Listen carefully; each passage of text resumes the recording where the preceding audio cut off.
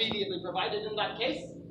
What say you, fair Hermia? Be advised, fair maid. Your father should be as a god, one that composed your beauties, yea, and one to whom you are many form in wax, by him imprinted and within his power to leave the figure or disfigure it.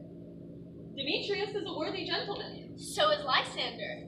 In himself he is, but in his kind. Wanting your father's voice, the other must be held the worthier. I would my father look, but with my eyes. Rather, your eyes must be looked with his judgment. But I beseech your grace that I may know the worst that may befall me in this case. Either to die the death, or to abjure forever the society of men, if you do not marry Demetrius. Thrice blessed they that master so their blood, to undergo such maiden pilgrimage, but earthlier happy is the rose distilled, and that which, withering on a virgin thorn, grows, lives, and dies in a single blessedness. So I will grow, so live, so die, my lord. Take time and pause, and by the next new moon, the sealing day betwixt my love and I, for everlasting bond of fellowship, upon that day either prepare to die for disobedience to your father's will, or else wed Demetrius as he would, or on Diana's altar protest for austerity and single life.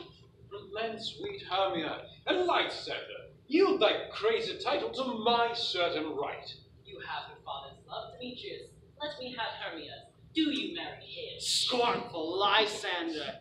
True, he hath my love, and what is mine my love shall render him. And as she is mine, all my right of her I do estate unto Demetrius. I am, my lord, as well derived as him, as well possessed. My love is more than his. My fortunes every way is fairly right, if not with advantage as Demetrius's. And what is more than all these boasts can be, I am beloved of beauteous Hermia. Why should not I then prosecute my right? Demetrius, all about to his head, made love to Nazar's daughter, Helena, and she, sweet lady, devoutly dotes in idolatry upon this spotted and inconstant man. I must confess that I have heard so much.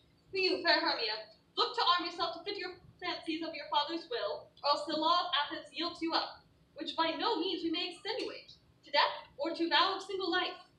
Demetrius and Aegeus, go along. I must employ you in some business against our nuptial, and confer with you something dearly which concerns yourselves. How now, my love? Why is your cheek so pale? How chanced the roses there fade so fast? They like for want of rain, which I could well be teemed up with the tempest in my eyes. Ay me, for aught that I could ever read, could ever hear by tale or history, the course of true love never did run smooth. Either is different in blood, A cross too high to be enthralled too low. or else misgraft in respective years, Or spite, too old to be engaged, too young. or else stood upon by the choice of friends. So, hell, to choose love by another's eyes? Whether if there were a sympathy in choice, or death or sickness did lay siege to it, making it momentary as a sound, swift as a shadow, short as any dream, brief as the lightning in the colleague night, that in a spleen unfolds both heaven and earth, and ere man hath power to say, behold, the jaws of darkness do devour it up. So quick bright things come to confusion. Then we must teach our child patience, because it is a customary cross. Hermia. That is good, that is good. I have a plan. I have a widow aunt, a dowager of great revenue, and she hath no child. From Athens is her house removed 7 leagues, and she respects me as her only son.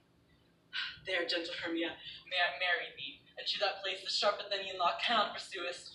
If thou lovest me, then steal forth from thy father's house tomorrow night, and in a wood a league without town, where I did meet thee once with Helena to do observance of the morn of May. There shall I stay for thee. Oh, my good Lysander, I swear to thee by Cupid's strongest bow, in that same place that thou hast appointed me, tomorrow truth will I meet with thee. Keep promise, love. Look, here comes Helena. Godspeed, fair Helena. Whither away? Call you me fair, that fair again and say, Demetrius knows your fair, oh happy fair. Your eyes are like stars, and your tongue sweet air, more tunable than larks of shepherd's ears. When wheat is green and hawthorn buds appear, sickness is catching, oh where for your sir, where's when I catch fair Hermia ere I go? Oh, my ear should catch your voice, my eye your eye, my tongue should catch your tongue, sweet melody. Oh, where the world mind Demetrius be invaded, the rest I can speak to you translated. Oh, teach me how you smile and with that heart. I swoon the motions of Demetrius' heart. Helena, the more I hate, the more he follows. The more I love, the more he hated me. His folly is no fault of mine. None but your beauty were that fault were mine. Take comfort. He no more shall see my face. Lysander myself We're flying this place. Helen, to you our minds we will unfold. Tomorrow night when Phoebe doth behold her silver visage in the watery glass, decking with liquid pearl-plated grass, a time that lovers' flights doth still conceal, through Athens' gates we have devised a seal. There my Lysander and myself shall meet, and seek of new friends and stranger companies. Farewell, sweet playfellow, and pray thou for us. Good luck granted by the Demetrius. Keep word, Lysander, to the star our sight, for lovers' food, tomorrow deep midnight. I will, my Hermia. Adieu, Helena, and as to you and him, Demetrius, don't hurry.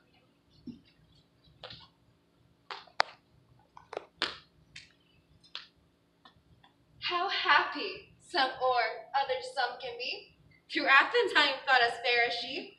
What of that Demetrius thinks not so? He will know not all, but he do know. I will go tell him of fair Hermia's flight. Then to the woods will he tomorrow night.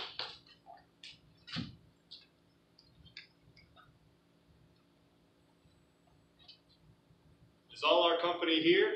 You were best to call them generally, man by man, according to the script. Here's a scroll of every man's name, which is thought fit through all Athens to play in our interlude before the Duke and the Duchess on his wedding day at night. First, good Peter Quince, tell what the play treats on, then name the names of the actors, and so grow to a point. Merry our play is, the most lamentable comedy and cruel death of Pyramus and Thisbe. A very good piece of work, I assure you. Now, call forth your actors by the scroll. Masters, spread yourselves. Enter as I call you, Nick Bottom, the weaver. Ready, name what part I am for, and proceed. You, Nick Bottom, are set down for Pyramus. What is Pyramus? A lover or a tyrant? A lover that kills himself most gallant for love. That will ask some tears in the true performing of it. If I do it, let the audience look to their eyes. I will move storms. I will condole in some measure. To the rest, yet my chief humor is for a tyrant. I could play Hercules rarely, or a part to tear a cat in, to make all split. The raging rocks and shivering shocks shall break the locks of prison gates, and Phoebus' car shall shine from far and make and mar the foolish fates. Ha! That was lofty. Now, name the rest of the players.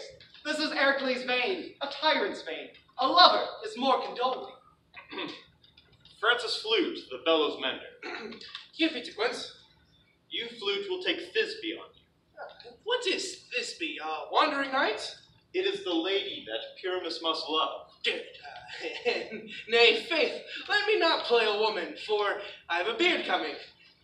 It's all well. You may play it in a mask, and you speak as small as you will. And I may hide my face. Let me play Thisbe too. I'll speak in a monstrous little voice. Thisne, Thisne. Ah, Pyramus, thy Thisbe dear, thy lover dear, and lady dear. No, you must play Pyramus, and you Thisbe. Oh, well, proceed. You the lion's part, and I hope here is a play well fitted. Pray you, if you have the lion's part written, give it to me, for I am slow of study. You may do it exempore, for it is nothing but roaring. And I may play the lion too. I will roar that I will make any man's heart good to hear me. I will roar that I will make the Duke say, let him roar again, let him roar again. And you shall do it too terribly, that you would fright the Duchess and the ladies, that they would shriek, and were enough to hang us all. That would hang us, every mother's son.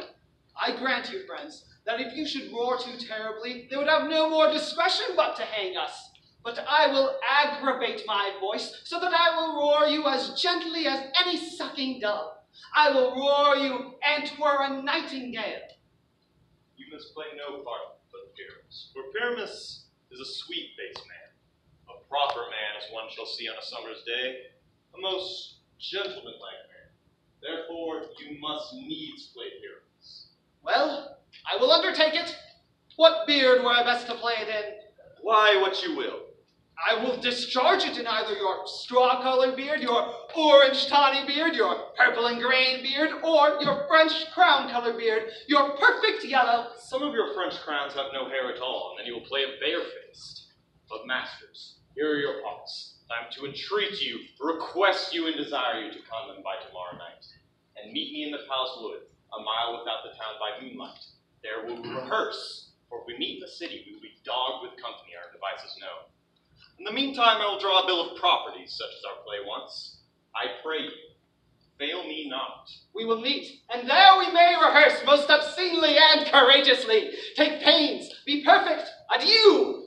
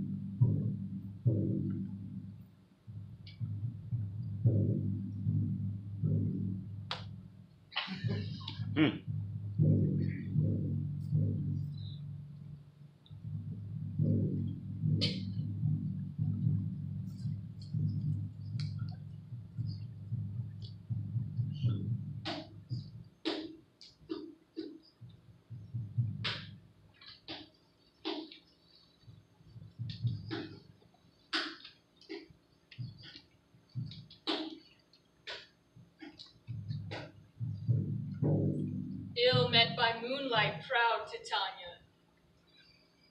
Jealous Oberon.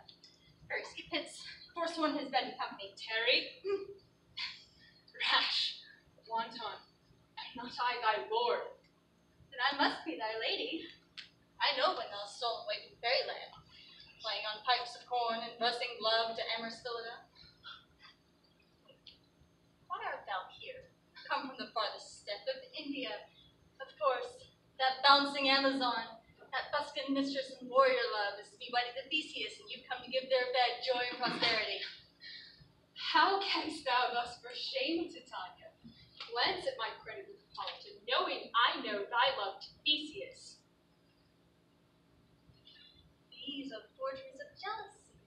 Never have we met in the middle of summer spring, in a dale, on a hill, forest, mead, by paved fountain or by rushing brook, by the margins of the sea, to dance our ringlets in the whistling wind. But that also disturbed our sports. You amend it then. It lies in you. Why should Titania cross her Oberon? I do but beg a little changeling boy to be my henchman. Set your heart at rest. Fairyland bides not the child of me. His mother was a vulturess of my order. It's for her sake I will rear the child, and her sake I will not part with him. How long within this wooded pit, you say? Perchance till after Theseus' wedding day. You will patiently dance in our rounds and see to our moonlight revels go with us. If not, shun me and I'll spare thee that once. Give me that boy and I will go with thee. Not for the fairy kingdom. The fairies away. I will chide down right if I longer stay. Well, go thy way. Thou shalt not from this grove till I torment thee for thy injury. My gentle Puck, come hither. Come hither. Thou rememberest since once I sat upon a promontory to hear the sea maid's music. I remember. That very time I saw, but thou couldst not. Lying between the cold moon and the earth, Cupid, all armed, with certain aim he took, and loosed his love shaft smartly from his bow as it should pierce 100,000 hearts. But mark thy where the bolt of Cupid fell.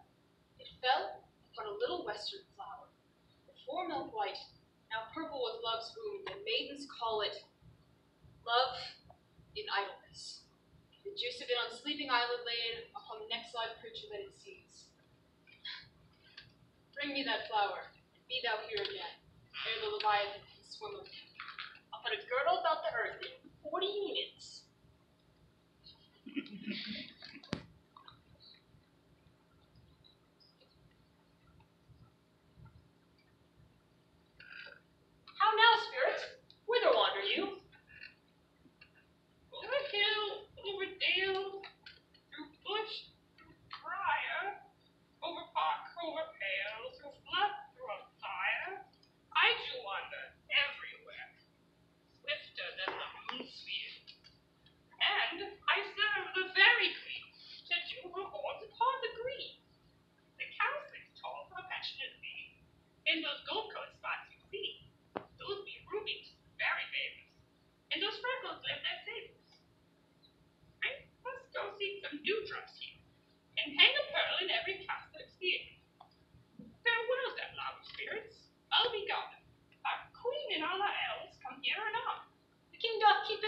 here tonight. Take heed, the queen come now within his sight. Hi there, I mistake your shaping. Make it quiet. Or else you are that truly knavish sprite. Calderon and Goodfellow, are not you he? That writes the names of the villagery? Skipper can sometimes labor in the corn, and Boobus make the breathless housewright churn, and sometimes make the drink to bear no bond, mislead thy wanderers laughing at their harm. Those that hobgoblin and call you sweet buck, you do their work and they shall have good luck, are not you he? Thou speakest all right. I'm that very wonder of the night. I jest over and make him smile, while I'm a fats and bean-fed horse beguile, neighing in likeness of a filly foal, and sometimes lurk I in a gossip's bowl, in the very likeness of a roasted crab, and when she drinks against her lips I bob, and on her withered dewlap pour the ale, the wisest aunt, telling the saddest tale. And 3-foot stool mistaketh me, and slippeth from her bone down topples she, and Taylor cries and falls into a cough, and old Par holds their hips and laugh, and waxen in their knees in mirth and swear, a merry hour was never wasted there. Oh, Fairy, here comes Oberon.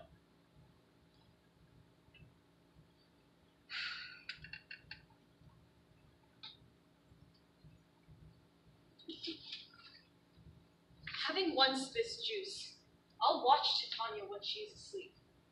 And the next thing then she waking looks upon, be it lion, bear, or wolf, or bull, on meddling monkey, or on busy ape, she shall pursue it with the soul of love. But who comes here? I am invisible, and shall overhear their conference.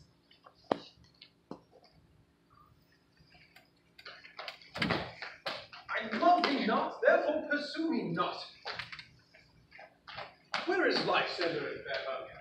Thou toldst me they were stolen unto this wood. Here I am, woe within this wood, because I cannot meet my Hermia. Hence, get thee gone and follow me no more.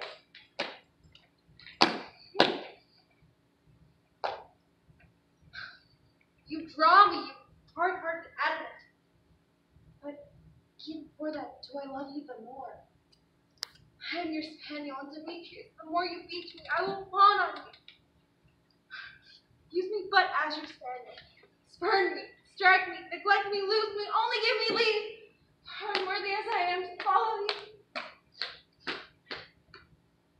Fare thee well, nymph, ere he do leave this grove. Thou shalt fly him, and he shall seek thy love. Hast thou the flower?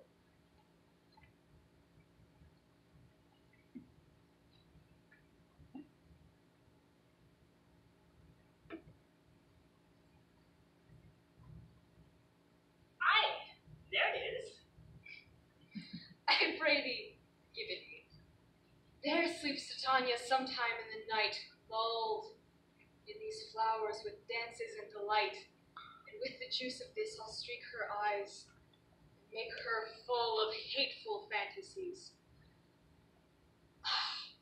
Take thou some of it. Seek through this grove. A sweet Athenian lady is in love with a disdainful youth.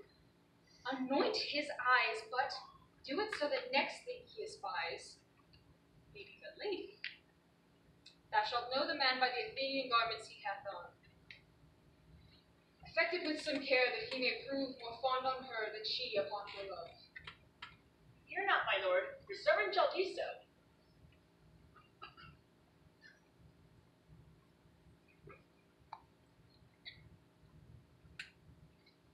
Come now, roundel and fairy song.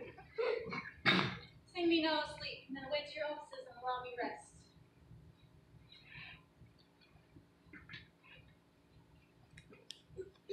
It is nice. La la la la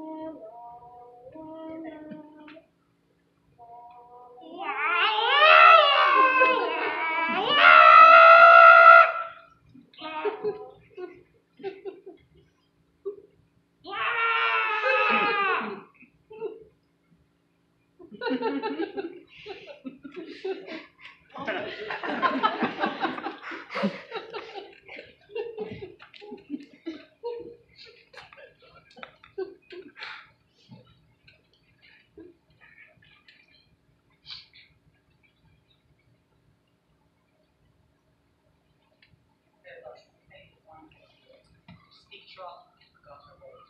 We'll rest this here if you think it's good. Carry it to the mountains someday. Thanks, Lysander. Find me like that. Thank God, Lysander.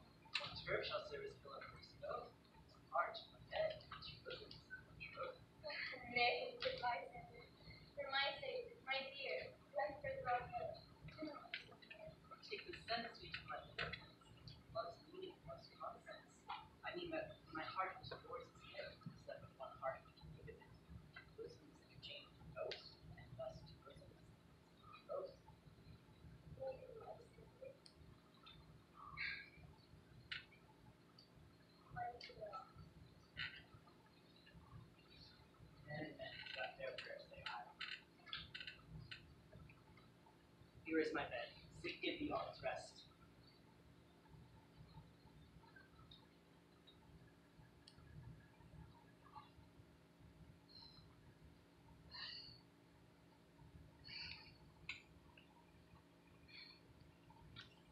What thou seest when thou dost wake, do it for thy true love take. Love and languish for his sake. Be it ounce, or cat, or bear, pard or boar with bristled hair, in thine eye that shall appear, when thou wakest, it is thy dear. Wake when some vile thing is near.